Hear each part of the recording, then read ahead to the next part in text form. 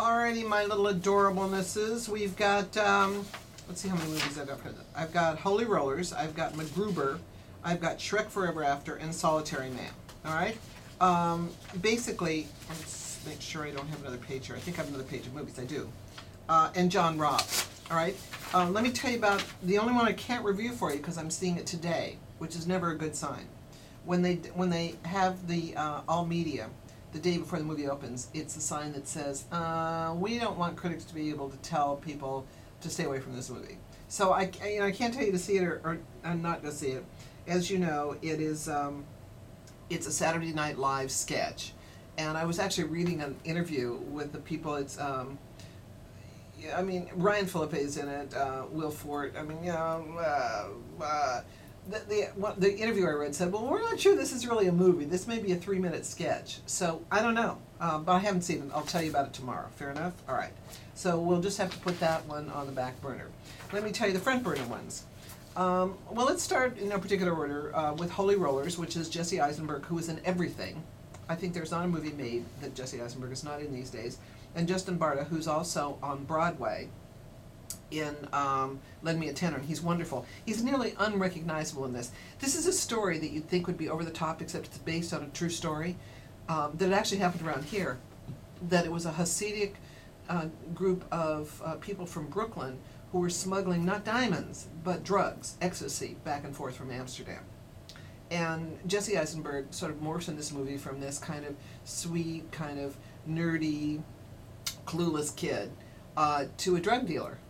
And it's an interesting story. You sort of like it, and what you're thinking is, why did they make this movie? Until you realize it's based on a true story. Justin Barta plays his big brother, who's still wears the traditional Hasidic garb, but is clearly gone to the dark side. I kind of like this movie. It's certainly different than a lot of movies. Is it going to do huge business? No.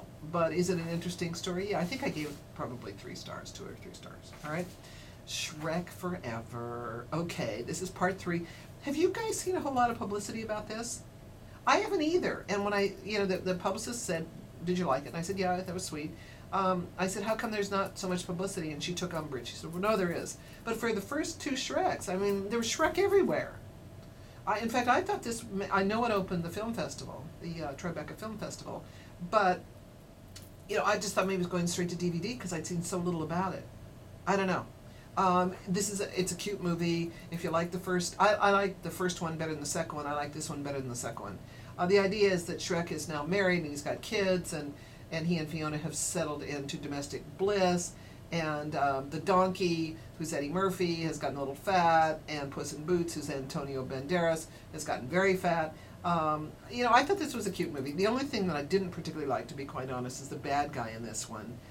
This is Rumpelstiltskin, and he's voiced by the guy who it was actually the story editor.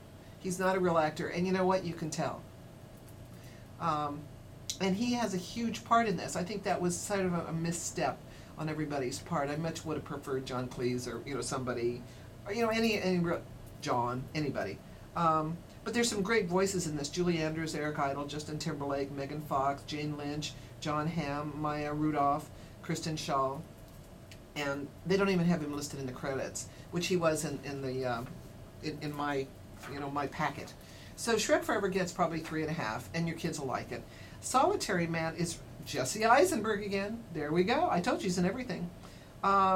Is Michael Douglas, and he's wonderful in this. This is very much remember the movie with I'm just trying to remember who it was. Tobey Maguire and Michael Douglas, where they played. I'm thinking Sunshine Boys, which is completely wrong. Maybe it was Sunshine Boys. It was something like that. Wonder Boys, right? Thank you. We got the boys part right. Sunshine Boys was the old guys. Great soundtrack. Very similar story of midlife crisis and yada yada. Susan Sarandon is in this. Danny DeVito. I really like this movie a lot. I'm not sure it's going to do a whole lot of business, but Jesse's got 2 movies out this week. Then we've got John Robb, and no one's going to see this movie but me. However, let me tell you, if I had to pick one movie for you to see this week, this would be the movie. It's an adult movie. It's based, again, on a true story. It's subtitled. It's about basically the Schindler's List of China. This guy was a German who was sent to deal with building the dam, and saved probably 200,000 Chinese during the Nanking massacre in 1937 to 38. I thought this was a fabulous movie.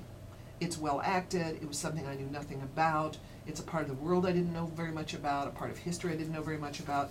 It's just a terrific movie, and no one's going to see it. So do yourself a favor. It's John, R-E-B-E. I think this was the only 5-star movie of the week. I mean, you'll Solitary Man, Michael Douglas is wonderful in it. Shrek Forever is charming. Holy Rollers is interesting. But the movie, the really good movie that you should see, you'll learn something from as well as be entertained and touched, is John Rock. I know, no one's going to see it. I can't help myself. You know, that's why I'll always tell you when I review what you'll like about the movie and what you won't, and why you should see it or why you shouldn't see it, all right? And I'll tell you about MacGruber tomorrow. I will also do DVDs tomorrow, and you can check out for more details at drjoyreviews.com. And do not forget, if you live in the greater New York area, I'm going to be hosting the talkback for the Irish Curse next Tuesday, okay? I think the tickets are not very expensive. I mean, it's the play. And I can't tell you anything about the play because I haven't seen it. I'll be seeing it at the same time you see it, but then I'm hosting the talkback, okay? 800-544-7070. I'm Dr. Joy Browne.